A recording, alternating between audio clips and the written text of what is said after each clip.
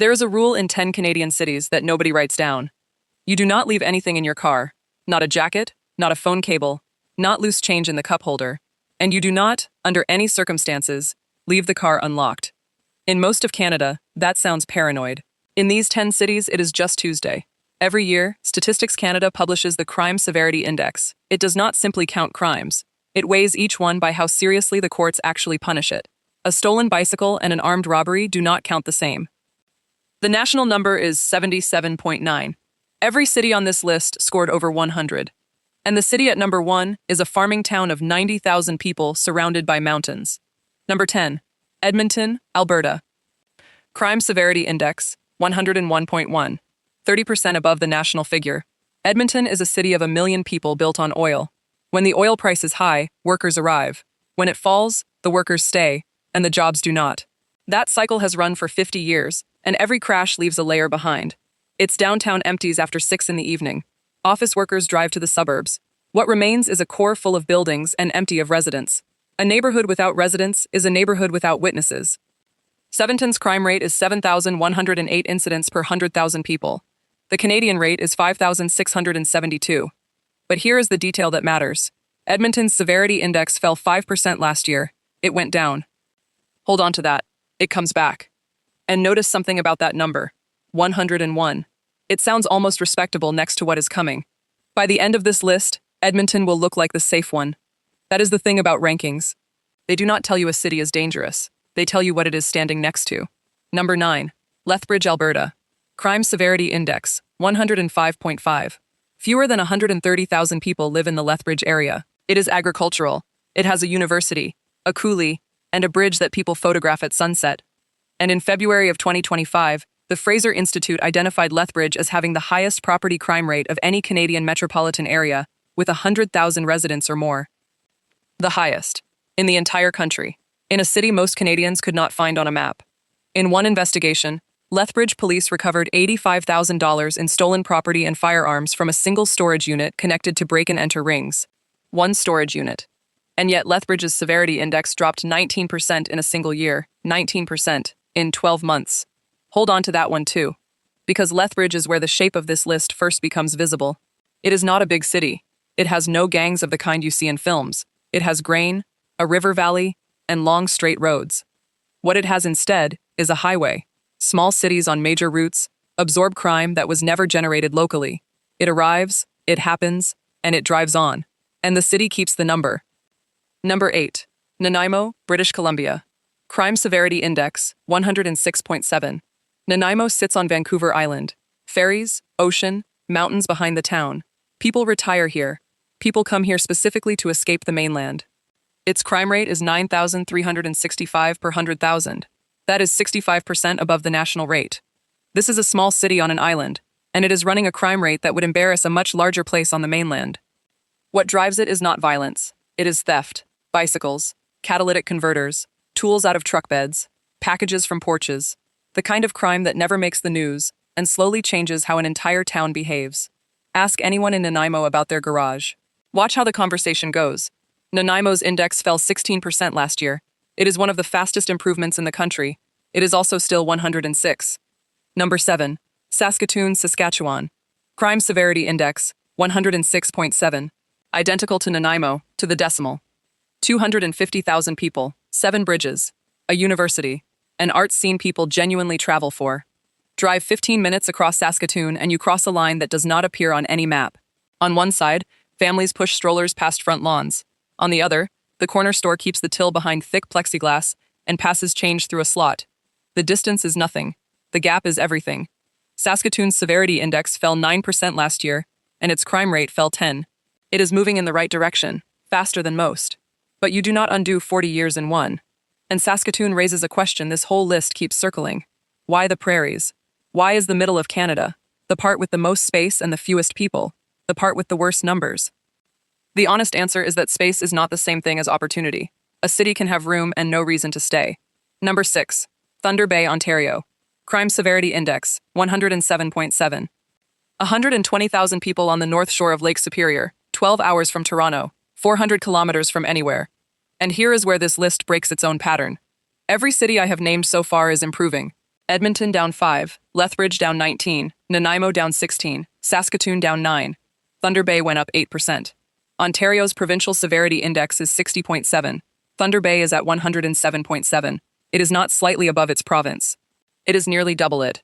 In 1 year, Thunder Bay police reported 1,450 assaults, 266 robberies, and 8 homicide investigations.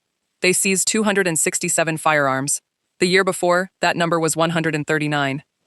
The guns nearly doubled in 12 months. Statistics Canada is explicit about something here, and I want to say it carefully.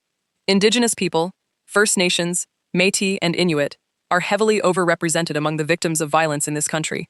Not the cause of it, the victims of it. Thunder Bay sits at the meeting point of enormous distance, deep poverty, and a century of policy failure. It is not dangerous because of who lives there. It is dangerous because of what was done to the place, slowly, by people who never had to live in it. Number 5.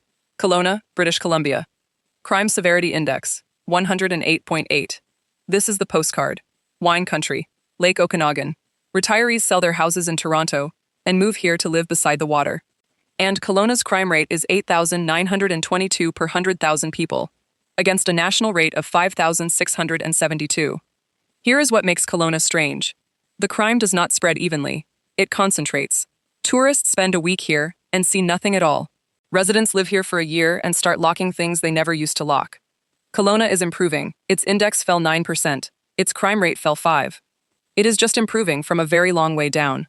And Kelowna is the clearest example of the trap in this data. Nobody moves to a city because of its crime severity index. They move because of the lake. Then they arrive, and they meet the number, and by then the house is bought. The brochure and the spreadsheet describe the same place. They just never appear on the same page. Now, before we go any further, I need to tell you something that changes what all of these numbers mean. Every single figure I have shown you exists inside a country where crime is going down. In 2024, Canada's National Crime Severity Index dropped 4%. It was the first decrease after 3 straight years of increases, and Canada's Crime Severity Index is now roughly 1/3 lower than its peak in 1998. 1/3 lower. Over a generation, Canada got dramatically safer, and almost nobody who lives there believes it. So why does it feel like the opposite? Because averages hide people. A country can get safer while a street gets worse, and the 4 cities left on this list are where that sentence stops being a statistic and starts being somebody's front door. Number 4. Red Deer, Alberta. Crime Severity Index, 118.7. Red Deer sits exactly halfway between Calgary and Edmonton. 100,000 people, a highway city, a place people drive through. Its crime rate is 10,650 incidents per 100,000 residents. That is 1.9 times the national rate, nearly double. Almost 11,000 crimes per 100,000 people, in a city where the tallest building is a hotel. And Red Deer's severity index fell 20% last year. 20. That is one of the steepest single-year drops in Canada. A city can be dangerous and recovering at the same time. Both things are true. That is the part nobody wants to sit with. Because improving is a word for spreadsheets. If you live on the wrong street in Red Deer, a 20% drop does not mean your street got 20% quieter. It might mean somebody else's street did, and yours did not move at all. Averages are comforting from a distance. Up close, they are arithmetic performed on other people's lives. Number 3. Winnipeg, Manitoba. Crime Severity Index, 124.4.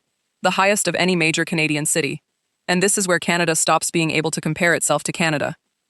The Fraser Institute measured Winnipeg's violent crime rate at 675.1 incidents per 100,000 people. Then it placed that figure inside a combined ranking of 334 Canadian and American urban areas. Winnipeg came in 18th, out of 334. It sits between Bakersfield, California and Fresno, California.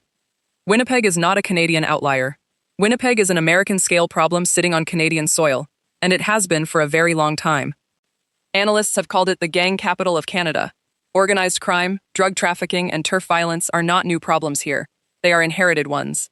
And something else is inherited here too. Indigenous-led community patrols, like the Bear Clan Patrol, walk these neighborhoods every night. Not police, neighbors. Winnipeg's severity index fell 4% last year. Somebody is doing something right, and they are mostly doing it for free. And that is worth saying plainly, because it is the opposite of what a video like this normally does. The most effective crime response in the most dangerous major city in Canada is not a police budget. It is volunteers in vests, walking, at night, in winter, because the people who live there decided that somebody had to. Number 2. Kamloops, British Columbia.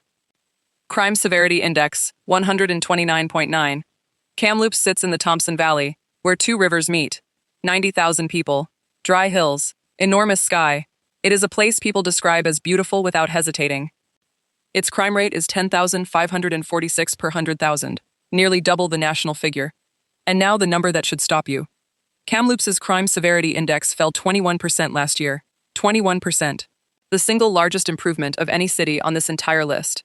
Kamloops is the second most dangerous metropolitan area in Canada, and it is also the fastest improving one. Those are not contradictions.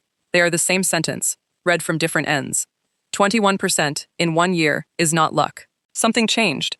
Policing changed, or housing changed, or a single group of people who were generating an enormous share of the incidents stopped, or moved, or were finally given somewhere else to be. That is the story nobody makes videos about. It is the only one worth studying. Number 1.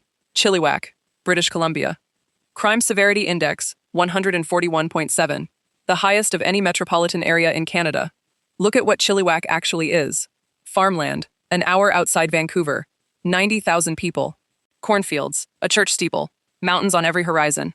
Its crime rate is 11,352 incidents per 100,000 residents. The Canadian rate is 5,672. Chilliwack is running at exactly double.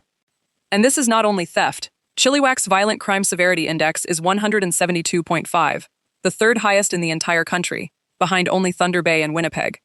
Here is what unsettles people about this. When crime lives in a big city, you can tell yourself a story about it. Density, anonymity, millions of strangers passing each other every day. The story is comforting because it explains the number. Chilliwack has none of that. Chilliwack is farmland.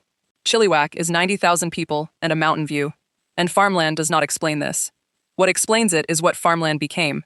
An hour from Vancouver, where a house costs a third of what it costs in the city, is where people go when they can no longer afford to be anywhere else. Chilliwack did not create this. Chilliwack received it.